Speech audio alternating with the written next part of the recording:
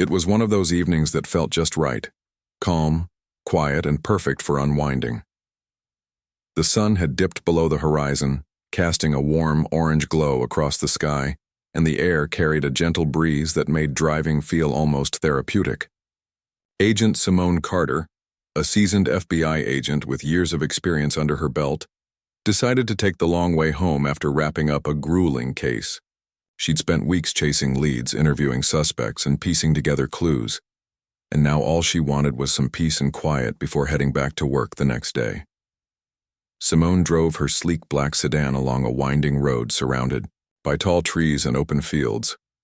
It wasn't the fastest route, but it was scenic, offering a much-needed break from the chaos of city life.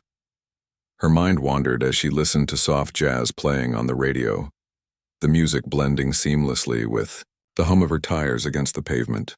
For once, everything seemed to be going smoothly. But then, out of nowhere, flashing blue lights appeared in her rearview mirror. Startled, Simone glanced behind her to see a police cruiser pulling her over. At first, she didn't think much of it. Maybe she'd accidentally sped up without realizing it or missed a stop sign. Either way, she knew the drill. As an FBI agent, she understood the importance of following traffic laws and cooperating fully during stops. It came with the territory of being both a law enforcement officer and a black woman navigating spaces where bias sometimes reared its ugly head. She eased her car onto the shoulder of the road and turned off the engine. Taking a deep breath, she rolled down her window and waited patiently for the officer to approach. Moments later, a uniformed man appeared beside her door, his flashlight beam cutting through the dim light of the evening. His posture was stiff, his expression unreadable behind his mirrored sunglasses. Something about his demeanor felt off. "License and registration," he demanded abruptly, his tone sharper than necessary. There was no warmth in his voice, no hint of politeness, just authority laced with suspicion. Simone nodded calmly, keeping her hands visible on the steering wheel. "Of course, officer," she replied evenly, careful not to let any frustration creep into her tone. She reached for her glove compartment, pulling out the requested documents while explaining herself. "I'm happy to provide these, but may I ask why I've been pulled over?" The officer hesitated for a moment, glancing at her license and registration before speaking.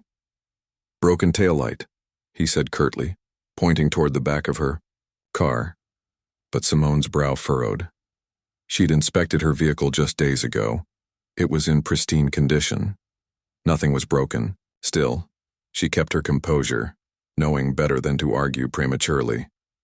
"Thank you for letting me know," she said politely. "I'll have it looked at as soon as possible." Instead of responding, the officer leaned closer to her window, squinting slightly as if studying her face. His eyes lingered on hers longer than necessary, making her uncomfortable. Then, almost casually, he asked, "What kind of work do you do?" Simone blinked, caught off guard by the question. While it wasn't unusual for officers to make small talk during routine stops, there was something probing about the way he phrased it. Still, she answered truthfully. "I'm an FBI agent," she said, her voice steady and confident.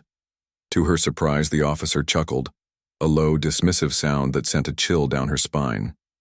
"An FBI agent, huh?" he said, skepticism dripping from every word. "Sure you are." His reaction stung, though Simone tried not to show it. She'd faced similar doubts before, often from people who couldn't reconcile her polished appearance and composed demeanor with their preconceived notions of what an FBI agent should look like. But this wasn't the time to dwell on stereotypes. Instead, she reached into her jacket pocket to retrieve her badge, determined to prove him wrong.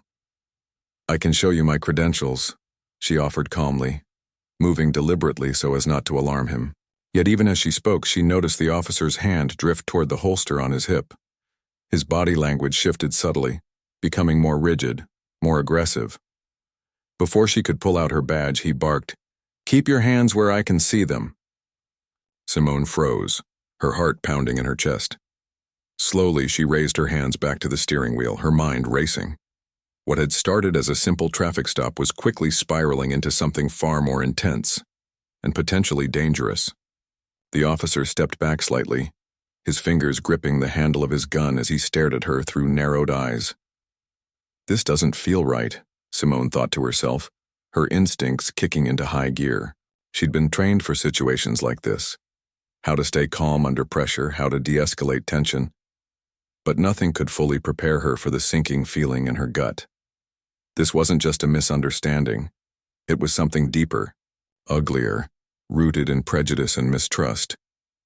And yet, despite the fear bubbling beneath the surface, Simone refused to let it show. She locked eyes with the officer, her expression unwavering. If he thought he could intimidate her, he was sorely mistaken. Because Simone Carter wasn't just any driver on a lonely stretch of road. She was a highly skilled professional who had dedicated her life to serving justice. And she wasn't about to back down now. Little did either of them know the events unfolding in those tense moments would set off a chain reaction neither could have anticipated. In less than 10 minutes, roles would reverse, truths would come to light, and lives would change forever. But for now, all Simone could do was wait and hope that reason would prevail over fear. The air inside the car felt thick, almost suffocating, as Simone sat motionless with her hands gripping the steering wheel. Her knuckles were white, though she tried to keep her breathing steady and her voice calm. The officer stood just outside, her window, his flashlight still trained on her face, his hand hovering dangerously close to his holster. His earlier chuckle had been replaced by a cold, steely glare that made it clear he wasn't convinced of her claim to be an FBI agent. "Let me show you my badge," Simone repeated, her tone measured but firm. She moved slowly again, this time keeping her movements exaggeratedly deliberate so there would be no room for misinterpretation. Her fingers brushed against the edge of her jacket pocket where her credentials were tucked away. A small leather case containing her official FBI identification card and badge. But before she could even pull it out, the officer snapped. "Don't move," he barked, his voice loud enough to startle her. He stepped back slightly, his stance widening into what looked like a defensive position. In one swift motion, he drew his gun and pointed it directly at her chest. The metallic glint of the weapon caught the fading light of the evening, and Simone's stomach dropped. This was not how traffic stops were supposed to go. For a moment, time seemed to freeze. Simone locked eyes with the officer, searching for any sign of rationality or humanity behind the cold mask of authority he wore. But all she saw was suspicion, deep, unshakable suspicion that seemed immune to logic or reason. "You think I don't know your kind?" he sneered, his lip curling into a smirk. "Nice try." Simone's heart raced, but she forced herself to stay composed. Panic wouldn't help her now. Clarity would. She took a slow, deep breath, willing her voice to remain steady. "Officer, I am telling you the truth. I am an FBI agent. My badge is right here." She gestured carefully toward her jacket pocket, making sure her movements were slow and non-threatening. But instead of easing the tension, her words only seemed to infuriate him further. "Stop lying," he shouted, his finger tightening around the trigger. "You're under arrest for resisting and obstruction." Resisting? Obstruction? Simone's mind reeled. She hadn't resisted anything. She'd done exactly what anyone in her position should have done. Comply calmly and transparently. Yet here she was, staring down the barrel of a gun, accused of crimes she hadn't committed. The absurdity of the situation hit her like a freight train, but she pushed aside the anger bubbling inside her. Now was not the time to lose control. Summoning every ounce of professionalism drilled into her during years of training, Simone spoke again. "Officer, please listen to me. I am not resisting. I am cooperating fully. If you'll allow me to retrieve my badge, you'll see that I'm telling the truth." Her voice carried a quiet authority, the kind that came from years of commanding respect in high-pressure situations. But the officer didn't seem swayed. Instead, he laughed, a harsh, mocking sound that grated against her nerves. "Oh, sure," he said sarcastically. "And I'm the President of the United States."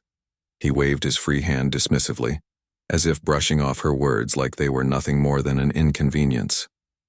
Then, without warning, he lunged forward, yanking open her car door and grabbing her wrist. "Out of the car," he ordered, his grip tight enough to leave marks.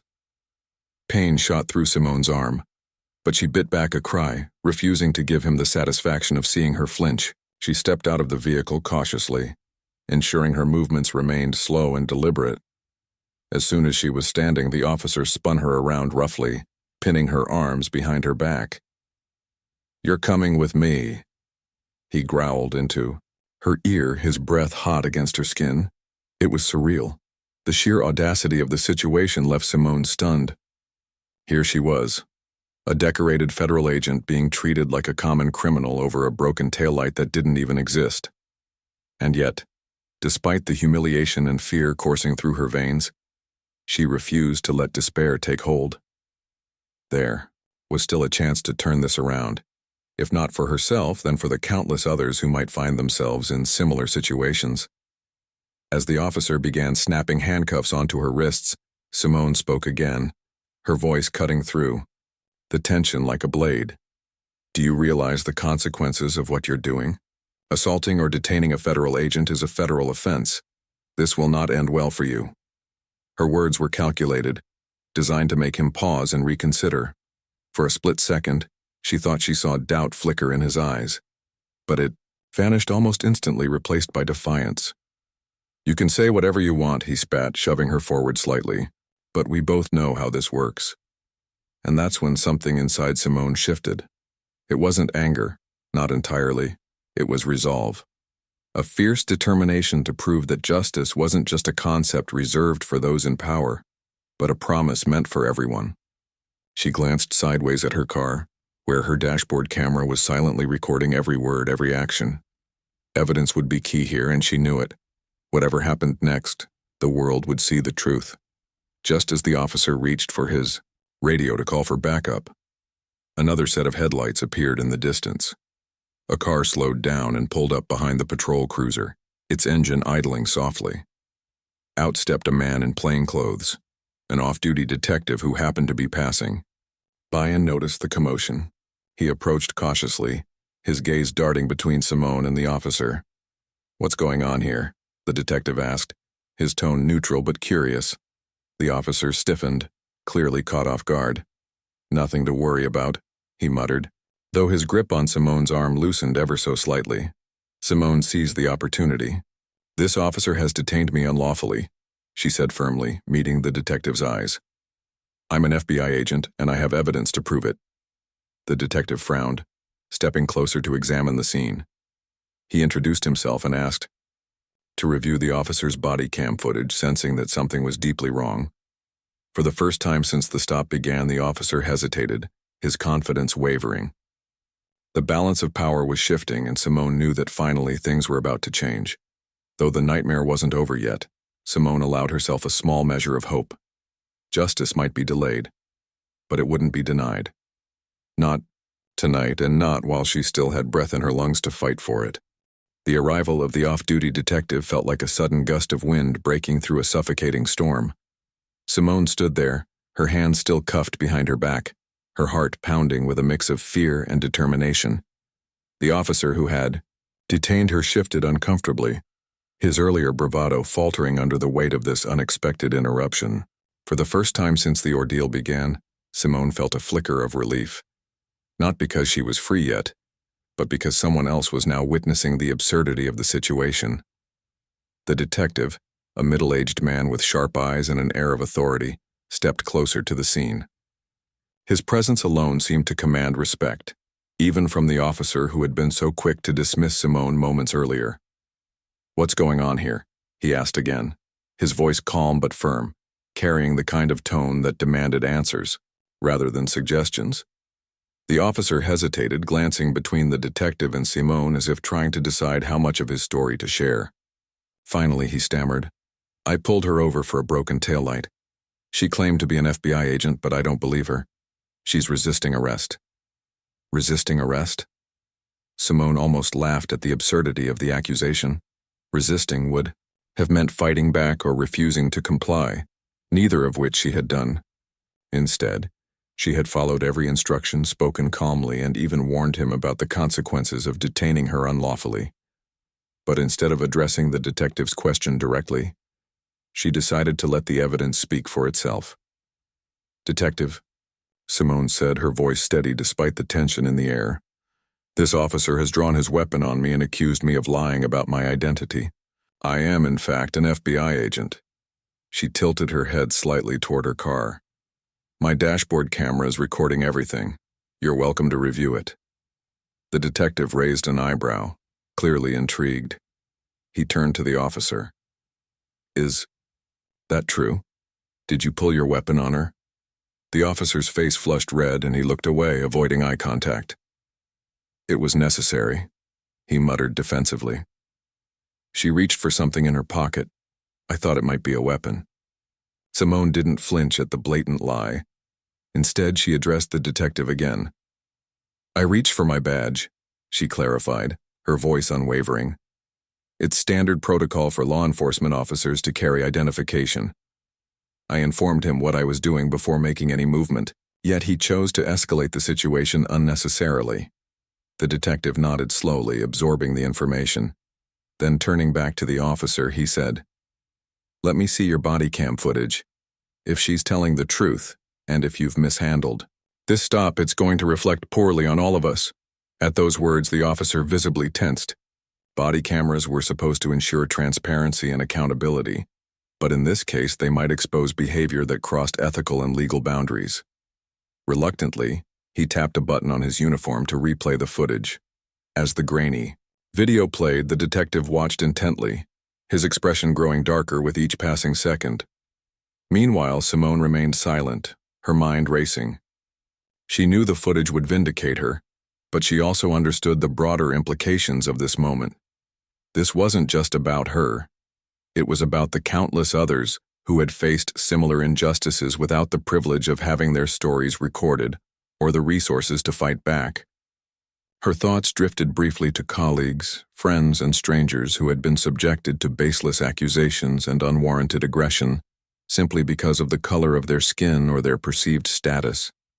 Tonight, she vowed silently, would not go unnoticed. After what felt like an eternity, the detective turned off the playback and fixed the officer with a hard stare. "This doesn't look good," he said bluntly. She identified herself as an FBI agent multiple times. She moved slowly and deliberately when reaching for her badge.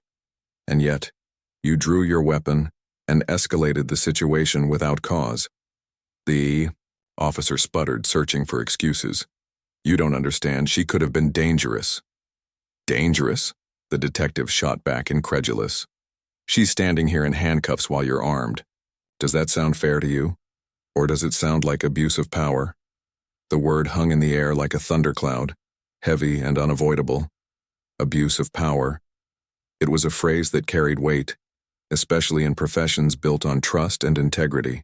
The officer opened his mouth to argue further, but no words came out.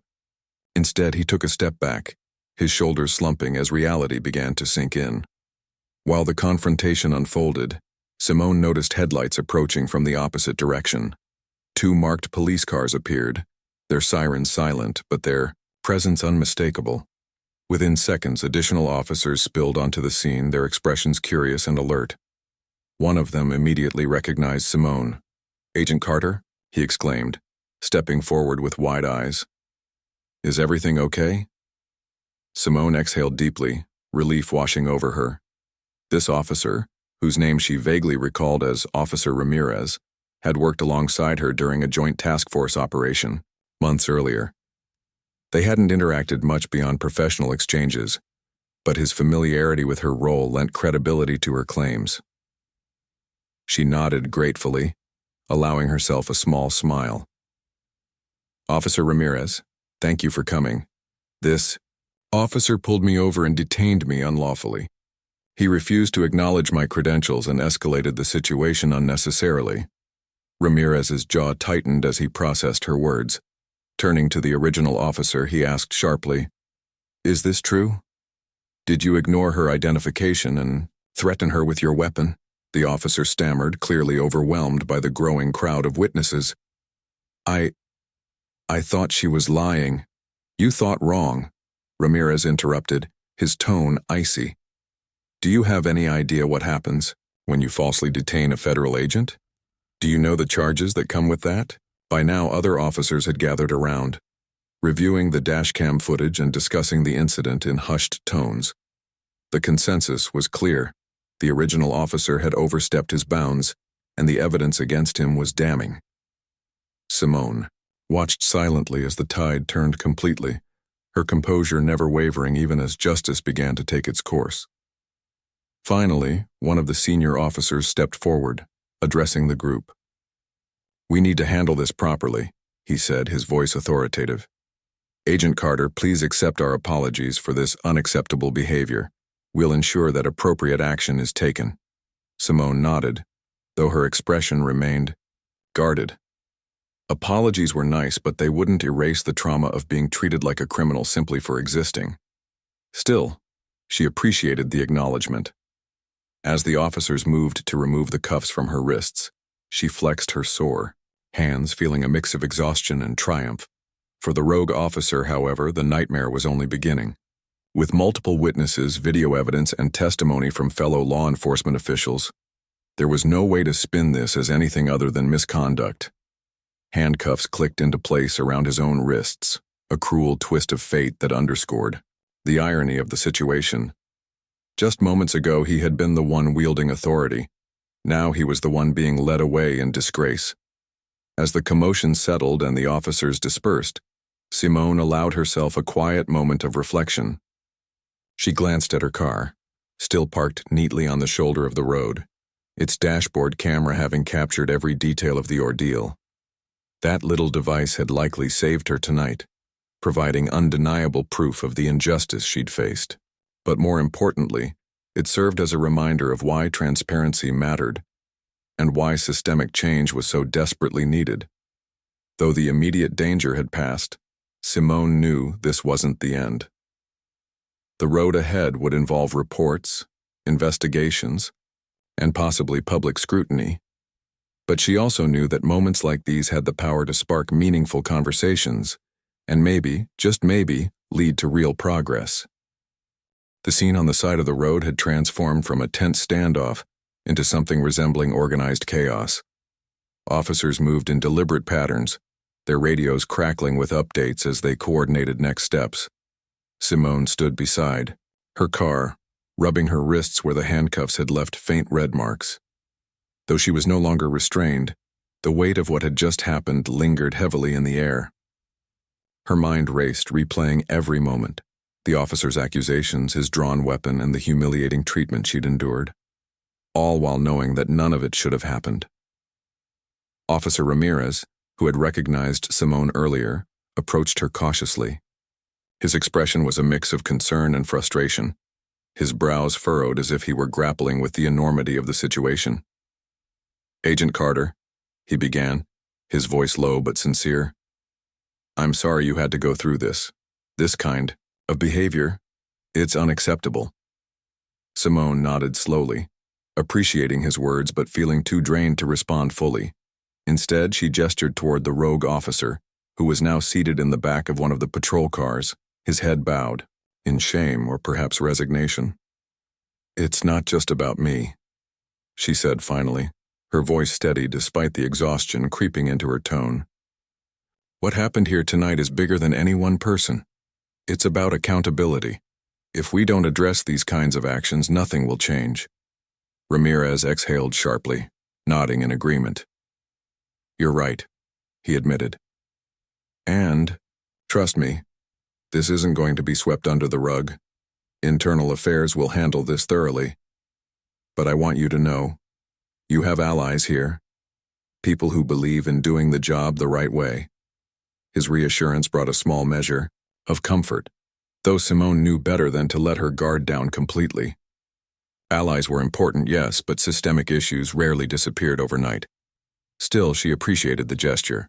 For now, she focused on staying present, answering questions, and ensuring that the officers gathered all the evidence they needed to build a solid case against the rogue officer.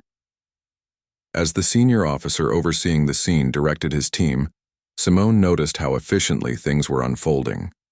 The dashcam footage from her car had been downloaded onto a secure device, and several officers were reviewing it alongside the body cam footage from the rogue officer. Each frame told a damning story. Simone calmly explaining herself, the officer escalating unnecessarily, and the eventual arrival of backup that turned the tables entirely. There was no room for doubt. This was misconduct, plain and simple. Meanwhile, another officer approached Simone with a clipboard in hand. "Agent Carter, we need your statement," he explained gently. "We'll make sure everything is documented accurately so there's no ambiguity when this goes to review." Simone nodded, taking a deep breath before launching into her account of the events. She recounted each detail carefully, from the initial stop to the moment the gun was drawn, leaving nothing out.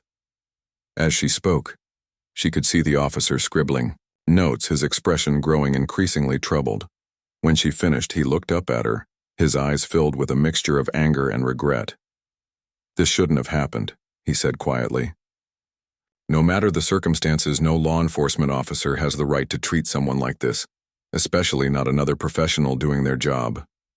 Simone offered a faint smile, grateful for his candor. "Thank you," she replied simply. "But remember, it's not just about me. Think about how many others might face similar situations without the resources or support to fight back. That's why this matters." Her words seemed to resonate deeply with him. He nodded solemnly before excusing himself to relay her statement to the rest of the team. Watching him walk away, Simone felt a strange mix of emotions swirling inside her. On one hand, she was relieved that justice appeared to be within reach. On the other hand, she couldn't shake the gnawing awareness that this incident was emblematic of larger problems plaguing law enforcement and society as a whole. While the officers continued their work, Simone took a few moments to collect herself. She leaned against her car, staring out at the darkened road ahead. The peaceful evening she had envisioned earlier now felt like a distant memory, replaced by the harsh reality of bias and prejudice. Yet amidst the turmoil, she found solace in one undeniable truth. She had handled the situation with grace and professionalism, refusing to let fear or anger dictate her actions. That alone gave her a sense of pride. Eventually, Officer Ramirez returned, carrying a folder filled with papers. "We've got everything we need for now," he told her. "Your emergency alert triggered a priority response, which is why we arrived so quickly. Headquarters has been notified, and they're sending a representative to assist with the investigation." Simone raised an eyebrow, surprised but grateful. "That was fast," she remarked. "It should be," Ramirez replied, firmly. "When it comes to protecting our own and holding people accountable, we can't afford to waste time." His dedication to fairness impressed her, and she made a mental note to commend him later. For now, though, she focused on the practicalities. "What happens next?" she asked. "We'll process the evidence and submit it to Internal Affairs," he explained. "They'll conduct a full investigation, including interviews with everyone involved. Depending on the findings, disciplinary action will follow. Anything, from suspension to termination, possibly even criminal charges." Criminal charges. The phrase hung in the air, heavy with implication. While Simone didn't relish the idea of seeing someone punished solely for their mistakes, she understood the importance of consequences. Without them, there would be no incentive for change. Justice wasn't just about retribution. It was about creating a safer, fairer system for everyone. As the night wore on, the group of officers gradually dispersed, leaving only a handful behind to wrap up loose ends. Simone climbed back into her car, feeling both physically and emotionally drained. Before driving away, she glanced once more at the patrol car where the rogue officer sat, cuffed and defeated. A part of her felt sympathy, not because he deserved leniency, but because she recognized the humanity in everyone, even those who made grave errors. Still, she reminded herself that compassion didn't mean excusing harmful behavior. Accountability and growth went hand in hand. Before pulling onto the road, Simone sent a quick text to her supervisor updating him on the situation. She kept it brief, knowing that formal reports would follow soon enough. Then, with a final glance in the rearview mirror, She drove off into the night, her thoughts drifting toward the days ahead. Though the immediate crisis had passed, Simone knew the aftermath would require patience and perseverance. Reports would need to be filed, hearings would take place, and difficult conversations would unfold. But she also knew that moments like these carried potential to shine a light on injustice, to challenge outdated systems, and to inspire change. And if her experience could serve as a catalyst for progress, then every second of fear and frustration would be worth it. As the miles rolled by and the tension began to ease, Simone allowed herself a small measure of hope. The road ahead wouldn't be easy, but she had faced challenges before and emerged stronger each time. Tonight had tested her resolve, but it had also reinforced her belief in the power of resilience, integrity, and justice. Whatever came next, she was ready. The days following the traffic stop were a whirlwind of activity for Simone. What had started as a routine evening drive had spiraled into an incident that demanded her full attention, not just as a victim, but as someone who could help shape the narrative around accountability and reform. News of the altercation spread quickly, thanks in part to the emergency alert system that had triggered a priority response from law enforcement. Within hours, word reached her division headquarters, and soon after, local news outlets began picking up fragments of the story. Simone knew she was walking a fine line. On one hand, she wanted the truth to come out, to ensure that justice was served and that the rogue officer faced appropriate consequences for his actions. On the other hand, she understood the weight of becoming a public figure in such a charged situation. The last thing she needed was media sensationalism overshadowing the real issues at play. So when reporters began calling her phone incessantly, she chose not to engage directly. Instead, she focused on cooperating fully with internal investigations, while letting her superiors handle any public statements. Internal Affairs wasted no time launching their inquiry. Investigators combed through every piece of evidence: the dashcam footage from Simone's car, the body cam recordings from the rogue officer, witness testimonies from fellow officers who had arrived on the scene, and even surveillance footage from nearby businesses along the road where the stop had occurred. Every angle was scrutinized, every detail analyzed. It was clear that this case wasn't going to be swept under the rug. It was too high profile, too emblematic of broader societal concerns about bias and misconduct within law enforcement. During one particularly grueling interview session, Simone sat across from two investigators in a sterile conference room at FBI headquarters. They asked her to recount the events step by step, probing for inconsistencies or gaps in her account. She answered each question patiently, her voice steady despite the toll it took on her emotionally. At times, revisiting those moments felt like reliving them all over again. The fear, the frustration, the disbelief. But she reminded herself why it mattered. If her testimony could prevent others from experiencing similar treatment, then enduring these questions was a small price to pay. As the investigation progressed, details about the rogue officer came to light.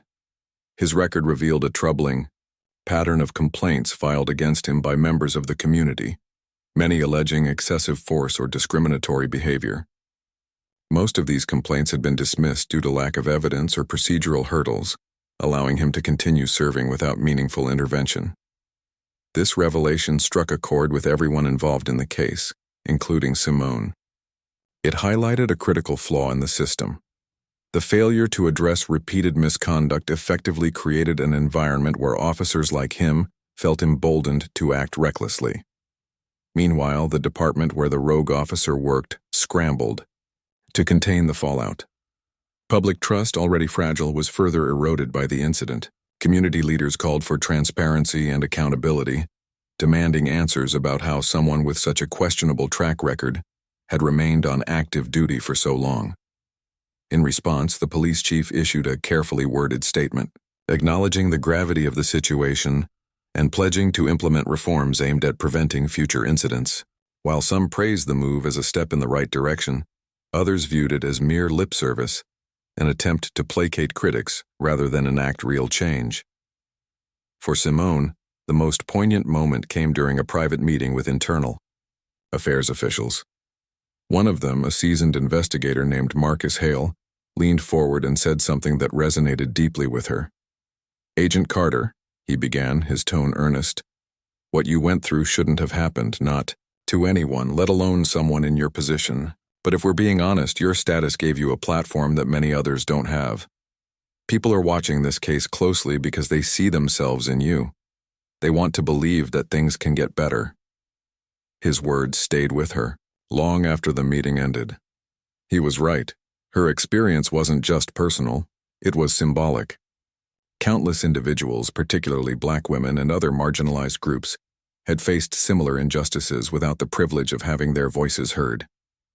Simone realized that her role now extended beyond seeking justice for herself. She had an opportunity to amplify the voices of those who had been silenced, to push for systemic changes that address the root causes of bias and inequality.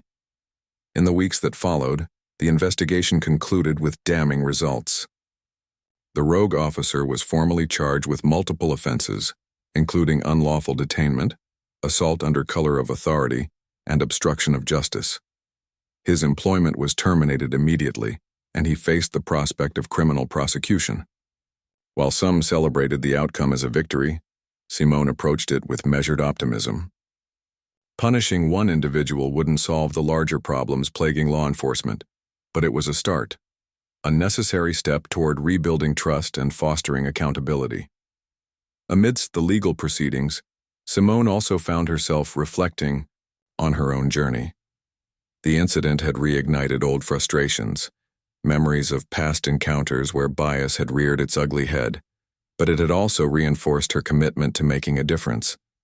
She decided to channel her energy into advocacy, work, partnering with organizations focused on police reform and racial justice. Through speaking engagements, panel discussions, and collaborative efforts with policymakers, she hoped to spark meaningful conversations about the changes needed to create a fairer, more equitable society. One evening, as she prepared notes for an upcoming presentation, Simone paused to think about the ripple effect of that fateful night. The traffic stop had been terrifying, yes, but it had also been transformative. It had forced her to confront uncomfortable truths about the system she had dedicated her life to serving, and it had shown her the power of resilience and integrity, not just as abstract ideals but as tools for driving change. By the time the dust settled, Simone knew she had grown stronger, not despite the ordeal, but because of it. She carried the lessons she'd learned forward, using them to fuel her determination to fight for justice. The road ahead would undoubtedly be challenging, filled with obstacles and setbacks. But Simone was ready. After all, she had faced down, fear itself, and emerged victorious.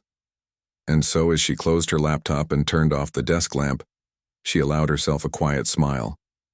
Justice might take time, but it always found a way, and Simone Carter intended to make sure it kept moving forward, one step at a time.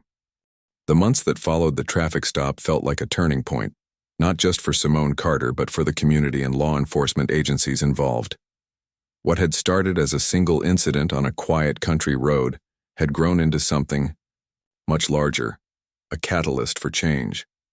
The ripple effects of that night were felt far and wide, sparking conversations about accountability, bias, and reform in ways no one could have anticipated.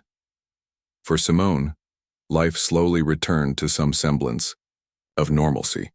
Though she carried the memory of that evening with her every day, she resumed her duties as an FBI agent, diving back into cases with renewed focus and purpose. But outside of work, she became increasingly vocal about the need for systemic reforms.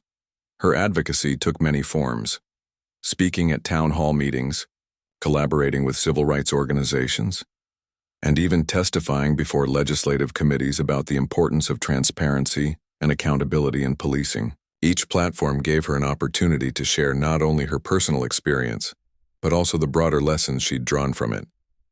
One of the most significant outcomes of the investigation was the sweeping changes implemented by the police department, where the rogue officer had worked. Under intense public scrutiny, the department launched a series of initiatives aimed at addressing long-standing issues within its ranks.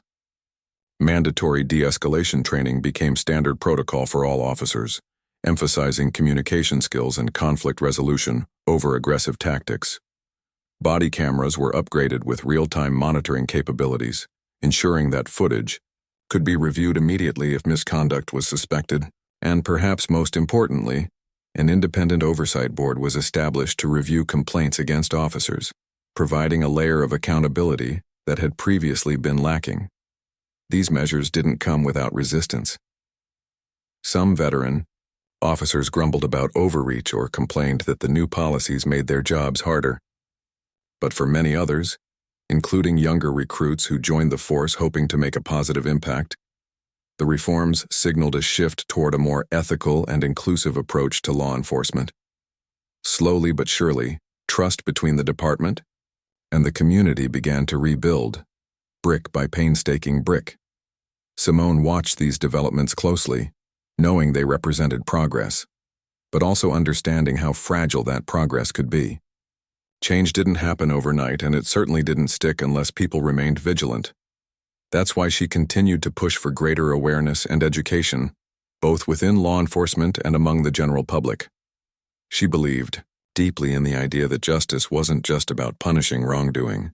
It was about creating systems that prevented harm in the first place. Her efforts weren't limited to policy changes either.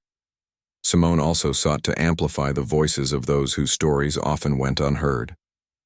Through partnerships with grassroots organizations, she helped create platforms for marginalized communities to share their experiences with law enforcement, both good and bad.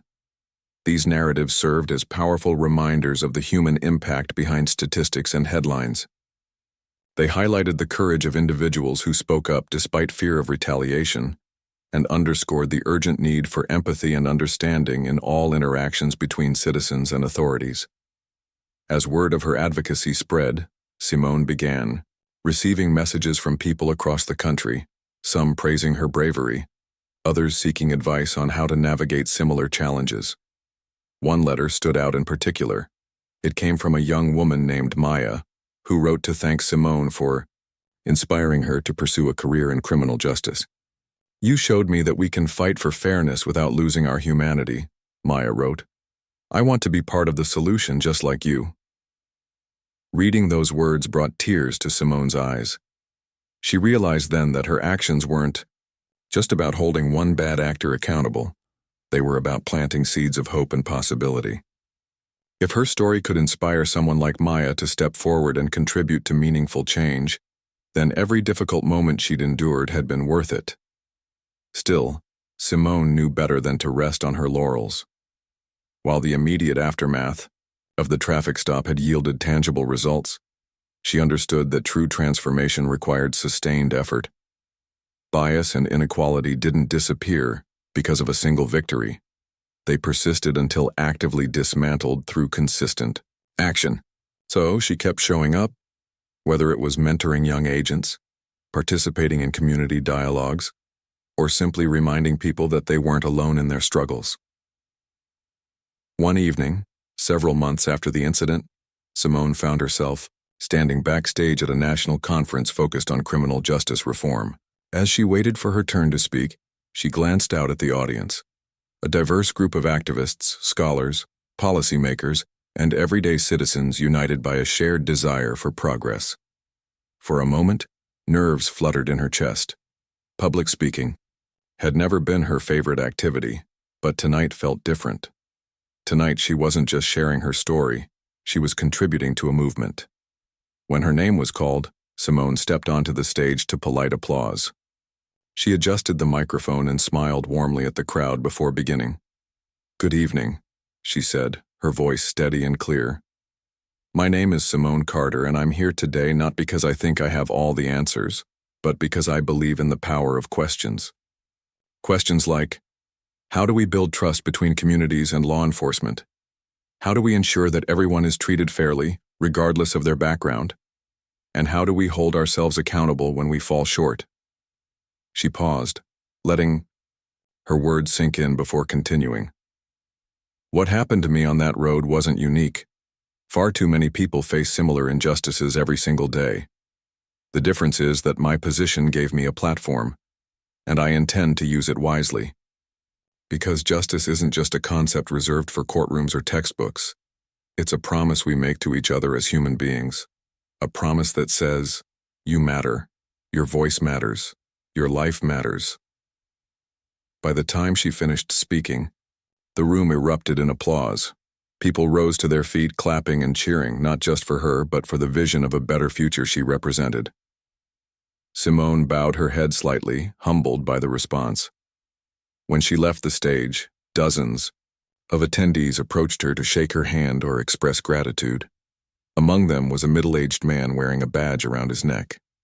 He introduced himself as a sheriff from a neighboring county and thanked her for challenging him to rethink his own practices. "I've been doing this job for 20 years, he admitted, and I thought I had it figured out. But hearing your story made me realize there's still so much work to do. Thank you for reminding us what leadership really looks like." Simone smiled, touched by his sincerity. "We're all learning together," she replied, "and that's the beauty of it. Progress isn't perfect, but it's possible, as long as we stay committed." In the weeks and months that followed, Simone's influence continued to grow. She became a trusted voice in discussions about police reform, her insights sought after by leaders at every level. Yet despite the recognition, she remained grounded, always remembering why she'd chosen this path in the first place. Justice wasn't about fame or accolades. It was about making the world a little fairer, a little kinder for everyone. Looking back on that fateful night, Simone couldn't help but marvel at how much had changed, and how much still needed. The road ahead would undoubtedly be long and winding, filled with challenges and triumphs alike. But she faced it with unwavering determination, knowing that every step forward mattered. Because in the end, it wasn't just about her, it was about leaving the world better than she'd found it. And that, she decided, was a legacy worth fighting for.